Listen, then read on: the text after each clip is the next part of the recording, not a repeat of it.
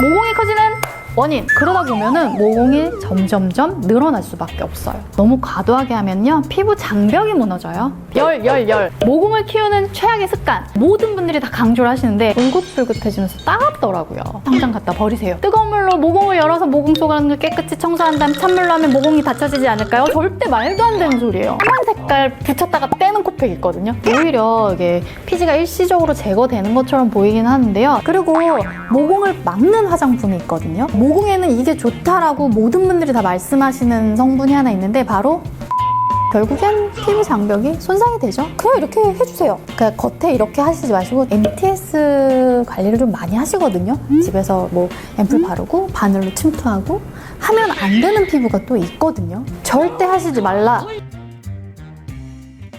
당신의 피부 시간을 동심으로. 안녕하세요, 동심 언니예요. 모공 그거 완전히 없어질까요? 결론부터 말하면 절대 아니에요. 모공은 완전히 없앨 수는 없지만 이 원인에 맞게 관리를 하면은 조금 더 개선은 할 수 있어요. 모공이 커지는 원인, 사실 여러 가지가 있거든요. 우선은 과도한 피지 분비로 이게 각질이 쌓여서 모공이 막혔을 때는요, 이거는 거의 지성 피부나 아니면 이제 여드름 피부에서 흔히 나타나긴 해요. 피지가 많이 나오면서 이 모공 입구가 조금씩 넓어지는데 거기에 각질까지 쌓이면 당연히 입구가 막히겠죠. 그럼 피지가 나오지 못하고 점점점 피지 주머니를 늘리겠죠. 그러다 보면은 모공이 점점점 늘어날 수밖에 없어요. 그리고 노화로 인한 이건 저도 사실 되게 고민이거든요. 저도 모공이 넓은 데다가 저는 워낙 지성 피부에 여드름도 많이 났다라고 제가 말씀드렸잖아요. 그런 피부인데 이제 나이가 들어가면서 이 40 중반이 되면서 새로 모공이 조금 심해지긴 해요. 이게 피부가 처지면서 모공도 조금 더 세로로 생기고 콜라겐이나 엘라스틴이 모공을 조금 지지해주는데 이거 자체도 흔들리니까 좀 줄어들잖아요. 그리고 이제 여드름 압출하는 것도 잘못하면은요 오히려 주변의 피부 조직을 조금 이렇게 눌러가면서 망가뜨리거든요. 그래서 뭐 전문가한테 하시면 전문가는 여드름 짜는 모공의 길이나 이런 걸 다 알기 때문에 최소한의 자극으로 해드리는데 집에서 뭐 도구를 이용해서 짠다던가 아니면 저희 많이 하죠. 면봉 짜기, 손으로 짜기, 잡아 뜯기. 그러다 보면은 피부 조직이 떨어져 나가면서 약간씩 울퉁불퉁해 보여요. 울퉁불퉁하면은 모공이 평소보다 조금 더 늘어지게 보이실 수도 있어요. 그리고 또 스크럽 하는 것도 너무 과도하게 하면요 피부 장벽이 무너져요. 피부 장벽이 무너지면 당연히 탄력이 없어지겠죠. 그리고 또 중요한 거 자외선이요. 제가 선크림 굉장히 이렇게 반복적으로 말씀드리고 열 말씀드렸잖아요. 자외선이 피부 장벽을 약간 무너뜨리면서 모공을 늘리고 그러다 보면은 이제 콜라겐, 열나면은 콜라겐이 좀 없어진다라고 제가 저번 주에 말씀드렸잖아요. 그런 것처럼 마찬가지로 모공을 조금 더 이렇게 느슨하게 만들어 보여서 조금 더 크게 보이실 수 있게 만드는 주범이죠. 모공을 키우는 최악의 습관, 모든 분들이 다 강조를 하시는데 클렌징 티슈 사용하지 않기. 저 이거 너무 공감해요. 제가 좀 귀찮아가지고 클렌징 티슈나 왜 저희 닥토 하듯이 거기에 클렌징이 묻혀있는 게 있거든요. 그걸로 제가 너무 이제 귀찮으니까 했는데 한 이틀, 3일 지나니까 벌써 피부가 약간 울긋불긋해지면서 따갑더라고요. 제가 늘 말씀드리는 게 피부 장벽이라고 말씀드렸잖아요. 클렌징 티슈로 그냥 살짝 닦아내는 것도 약간 자극이 가는데 그걸로 빡빡 문지르시거든요. 그거는 진짜 최악의 습관이에요. 저는 제일 1번으로 꼽자면 클렌징 티슈 당장 갖다 버리세요 라고 말씀드리고 싶어요. 자, 두 번째, 빠밤. 두 번째는 뜨거운 물로 세안하기. 왜 저희 뜨거운 물로 모공을 열어서 모공 속을 깨끗이 청소한 다음 찬물로 하면 모공이 닫혀지지 않을까요? 절대 말도 안 되는 소리예요. 그냥 뜨거운 물 갖다 댔다 내 피부야 너 장벽 다 무너져라 밖에 안 돼요. 그리고 뭐 찬물로 한다고 말씀드렸죠. 피부 온도는 적정 온도를 유지하기 위해서 리바운드 현상, 오히려 피부 열을 더 낼 거예요. 그렇기 때문에 뜨거운 물이 아니라 그냥 내 피부 온도랑 비슷한 미지근한 물. 이건 지겨워. 나 너무 얘기했어.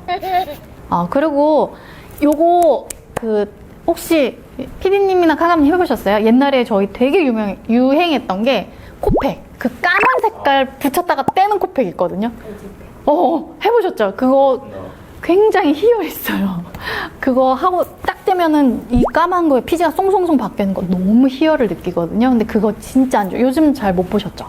요즘에는 올려놓고 녹이는 게 있지 그렇게 잡아 뜯는 코팩은 별로 없어요. 근데 지금도 하시는 분들이 있을까봐 제가 노파심에 말씀을 드리는 거거든요. 그런 거는 자주 사용하면은요, 오히려 이게 피지가 일시적으로 제거되는 것처럼 보이긴 하는데요. 이 반복적으로 물리적 자극이 가해지기 때문에 오히려 피부가 조금 더 예민해지고 장벽이 무너지고 그러다 보면은 모공이 흐물흐물해져서 힘이 없어, 탄력이 없어져요. 그 다음에는 뭐 앞에 개념이랑 좀 비슷하긴 한데 스크럽 하는 거. 스크럽제도 이게 물리적으로 조금 피부에 자극이 되거든요. 근데 아예 하지 말라는 건 아닌데 뭐든 적당하게, 중간 가게가 사실 제일 어렵거든요. 중간 하기가 제일 어려운데 중간 정도로 그렇게 하고, 그 다음에 뽀드득 세안. 아, 이거 너무 지겹다. 세안 너무 지겹다. 그죠?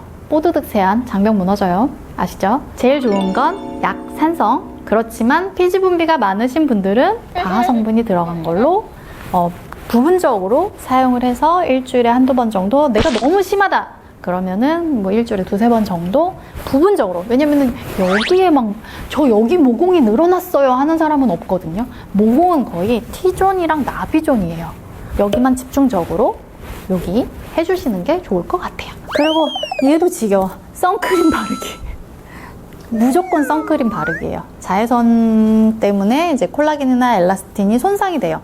얘네가 그 모공을 잡고 있는 기둥 역할이라고 생각을 하시면 되거든요. 얘네가 이제 힘이 없어져요. 자외선 때문에. 그렇기 때문에 선크림은 되도록이면 꼭 바르시고요. 그리고 모공을 막는 화장품이 있거든요. 나는 지성 피부인데 오히려 유분감이 있는 걸 사용해요. 가뜩이나 유분이 많은데 유분감 있는 리치한 크림을 얹어놔요. 그러면 당연히 못 빠져나가겠죠? 막혀있으면 모공을 또 늘리겠죠. 그렇기 때문에 유분감이 있는 제품을 좀 많이 사용하시는 거 좀 피해 주시는 게 좋고요. 대신 내가 건조하다 그럴 땐 유분감 있는 거 쓰시고요. 건조하신 분들은 사실 모공이 그렇게 넓지는 않아요. 피지 분비량이 많지 않기 때문에. 그래서 내가 건조하신 분들은 수분감, 유분감 있는 제품 쓰시고요. 나는 굉장한 극지성이다 그러면 유분감 있는 제품은 조금 피해 주시고 수분 크림만 바르시는 것도 좋을 것 같아요. 집에서 할 수 있는 모공 관리 궁금하시죠? 모공에는 이게 좋다라고 모든 분들이 다 말씀하시는 성분이 하나 있는데 바로 레티놀. 많이 들어보셨을 거예요. 레티놀이 모공에는 사실 굉장히 좋아요. 그래서 가장 추천하는 성분이기도 하거든요. 이게 레티놀이 비타민 A 계열의 성분이기 때문에 피지 조절을 조금 해주는 역할을 해요. 피지나 각질로 막힌 그런 모공을 조금 청소해주는 역할도 하기 때문에 피부결하고 뭐 색소 침착이나 이런 개선도 다 있기 때문에 많이 사용을 하시긴 해요. 레티놀 성분을. 근데 레티놀을 처음부터 함유량도 높은 거 쓰고 매일매일 쓰시거든요. 요거는 조금 주의하시는 게 좋으실 것 같아요. 이게 레티노이드라는 반응이기 때문에 약간 건조하실 수도 있고 당기실 수도 있고 그다음에 불금증하고 따가움. 저희가 이렇게 산성분을 계속 넣으면 피부가 붉어지듯이 레티놀을 계속 넣으면 조금 더 붉어질 수 있거든요. 결국엔 피부 장벽이 손상이 되죠. 아무리 좋은 성분이라도 때려 넣으면 손상이 돼요. 적당히 뭐든지 중간만 가자.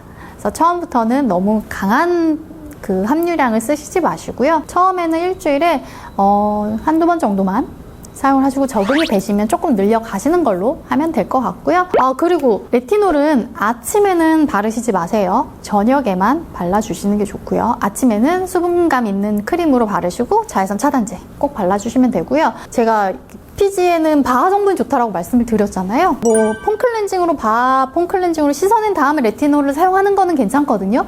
근데 바하도 왜 바르면서 흡수되는 제품 있잖아요. 바하 성분이 들어간 뭐 에센스라던가 이런 거 있잖아요. 그거를 바르고 레티놀을 바르면 절대 안 돼요. 얘네가 자극에다 다시 자극을 더 주는 거예요. 그럼 피부 난리 나요.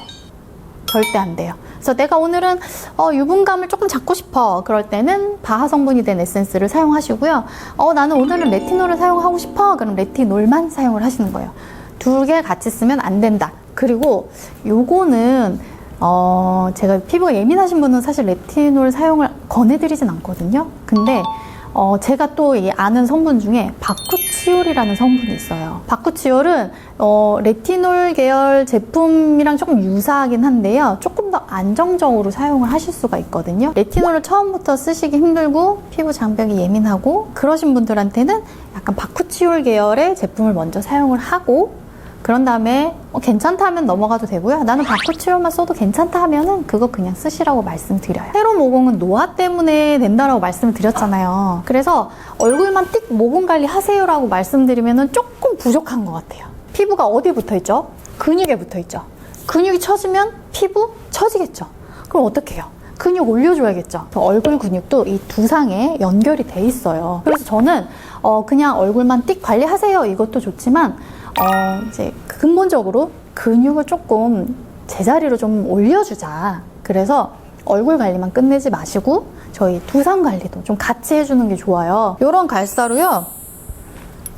그냥 집에서 TV 보실 때 그냥 이렇게 해주세요. 그냥 겉에 이렇게 하시지 마시고 조금 지그시 눌러가면서 근육을 조금 자극해주세요. 제가 아까 연결이 돼 있다 그랬잖아요. 근막을 조금 뜯어주는 게 좋거든요. 그래서 헤어라인도 이런 식으로 조금 뜯어주세요. 네, 여기도 자극해주시고. 그리고 이거 번외인데 눈이 뻑뻑하고 두통이 있어요. 이 뒤쪽 꼭 풀어주시고요. 승모근 자주 뭉치시는 분들 여기 풀어주세요. 승모근이 여기서부터 연결돼 있거든요. 갑자기 자세를 고쳐 앉으시는 우리 PD님 다들 하고 계시네요. 네. 이따 끝나시고 여기 갈사 몇 개 있거든요. 해보세요. 저 그래서 그 예약 좀 텀 날 때요. 이러고 있어요. 얼굴만 딱 뜯어서 보시지 마시고요. 우리 몸을 하나로 다 보면서 머리부터 발끝까지 자극을 해주고 풀어주시면은요. 아무래도 순환이 잘 되니까 탄력에도 좋겠고 모공에도 당연히 좋겠죠. 요즘 이제 모공 줄이고 싶다라는 걸 많이 찾아보시면은 MTS 관리를 좀 많이 하시거든요. 집에서 뭐 앰플 바르고 바늘로 침투하고 그러면은 뭐 콜라겐 생성이 된다. 근데 모공에 일부러 상처를 내서 피부가 재생시켜 주기에는 좋은데 하면 안 되는 피부가 또 있거든요. 염증성이나 화농성 여드름, 그러니까 여드름이 지금 계속 나시는 분들 있잖아요. 이런 분들은 사용을 하시면 안 돼요. 오히려 면포가 터지면서 염증이 터지면서 더 심각해지실 수가 있거든요. 그래서 여드름이 진행되시는 분들은 절대 하시지 말라라고 저는 권해드리고 싶고, 그 다음에 뭐 피부염이라던가 습진이라던가 약간 아니면 헤르페스나 평평사마귀처럼 바이러스성 이런 피부 질환이 있으신 분들은 오히려 번지실 수가 있기 때문에 바늘을 이렇게 옆으로 가는 거다 보니까 절대 하시지 말라라고 말씀을 드리고 싶고요. 상처가 있거나 피부 장벽이 좀 손상된 피부, 당연히 피부가 손상됐는데 자극까지 때려 넣으면은 피부 완전히 망가지겠죠. 안 되고요. 그 다음에 켈로이드성이라고 해가지고 저희 그런 피부들 많이 보셨을 거예요. 피부가 쫙 찢어져서 이게 재생이 될 때 내 피부만큼만 피부가 올라와야 되거든요. 근데 피부 증식이 더 많이 나오는 거예요. 이런 분들은 상처가 나면 오히려 피부가 울퉁불퉁해지실 수가 있기 때문에 이런 분들은 안 하시는 게 좋겠죠. 아까도 말씀드렸듯이 내 피부가 지금 좀 건강하고 어느 정도 이 정도 바늘이 들어와도 좀 지켜낼 수 있다 하는 분들한테만 권장을 해드리고요. 제가 처음에도 말씀드렸지만 모공을 완전히 없앨 수는 없다. 최대한 모공이 늘어나지 않게 관리를 좀 해주고 저희 이 모공이 너무 많이 늘어나지 않게끔 해드리고 싶은 제 마음에서 오늘 영상을 좀 준비해봤어요. 너무 기초적이고 당연히 알고 있는 거 말씀드리긴 했어요. 그렇지만 안 하는 것보다는 하는 게 좋겠죠. 그리고 마지막에 알려드린 이 두상 관리까지 하면 더 도움이 되실 것 같아요. 오늘 제 영상이 마음에 드셨다면 아시죠? 좋아요, 댓글, 구독, 알람 설정까지 해주시면 너무 감사할 것 같고요. 다음에도 더 좋은, 더 유익한 내용을 좀 들고 찾아올게요. 다음 주에 또 만나요.